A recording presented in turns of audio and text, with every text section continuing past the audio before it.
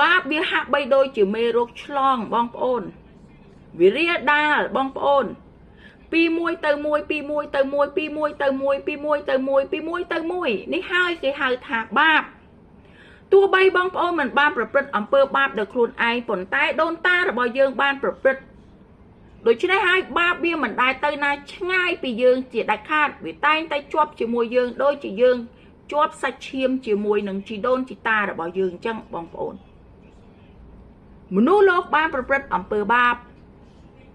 មនុស្សលោកបានប្រព្រឹត្តអំពើបាបនៅលើផែនដីនេះបាបមិនចាំបាច់និយាយថាបងប្អូនសម្លាប់មនុស្សដែលហៅថាបាបនោះទេបងប្អូនសូម្បីតែការគិតដែលបងប្អូនចង់ធ្វើអាក្រក់អ្វីមួយក៏ជាអំពើបាបបងប្អូនមិនបាច់ប្រព្រឹត្តសូម្បីតែបងប្អូនគិតក៏ជាអំពើបាបបងប្អូនមានបំណងចង់បានរបស់គេក៏ជាអំពើបាបបងប្អូនមានបំណងច្រណែនគេក៏ជាអំពើបាបបងប្អូនសម្លឹងមើលគេដោយផ្លូវមិនល្អក៏ជាអំពើបាបបងប្អូននិយាយដើមគេក៏ជាអំពើបាបបងប្អូនជេរបចោលគេក៏ជាអំពើបាបបងប្អូនមាក់ងាយគេក៏ជាអំពើបាប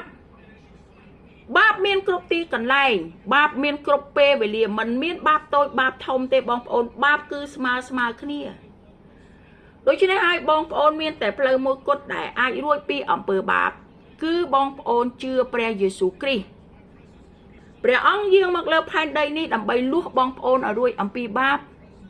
ដោយសារព្រះអង្គសគត់នៅលើឈើឆ្កាងរងនៅអំពើបាបរបស់បងប្អូនបើសិនជាព្រះអង្គមិនសគត់នៅលើឈើឆ្កាងបង្ហូរព្រះលោហិតរបស់ព្រះអង្គចេញមកនោះទេអំពើបាបរបស់បងប្អូនគ្មាននរណាអាចជួយបានជាដាច់ខាតអំពើបាបរបស់បងប្អូននិងខ្ញុំគ្មាននរណាអាចសង្គ្រោះបានជាដាច់ខាតមានតែវិធីមួយគត់គឺព្រះអង្គយាងមកនៅលើផែនដីនេះហើយសគត់នៅលើឈើឆ្កាងដែលព្រះអង្គមិនបានប្រព្រឹត្តអំពើបាបសោះព្រះអង្គបានទទួលរងអំពើបាបរបស់ខ្ញុំនិងបងប្អូននៅលើឈើឆ្កាងហើយព្រះអង្គមានព្រះបន្ទូលថាគ្រប់ការបានសម្រេចហើយនៅពេលដែលព្រះអង្គសគត់ទៅគ្រប់ការបានសម្រេចហើយគ្រប់ផែនការរបស់ព្រះជាម្ចាស់ព្រះវរបិតានៅនគរឋានសួគ៌បានសម្រេចហើយដូច្នេះហើយអស់រយៈពេល 2000 ឆ្នាំជាងដែលព្រះអង្គយាងមកនៅលើផែនដីនេះដើម្បីសង្គ្រោះជីវិតរបស់យើងគ្រប់គ្នាឲ្យរួចអំពីអំពើបាបបងប្អូនជាទីស្រឡាញ់ខ្ញុំសូមបញ្ជាក់បងប្អូនមួយថាបើសិនជាជីវិតរបស់យើងគ្មានព្រះអង្គម្ចាស់យេស៊ូវទេ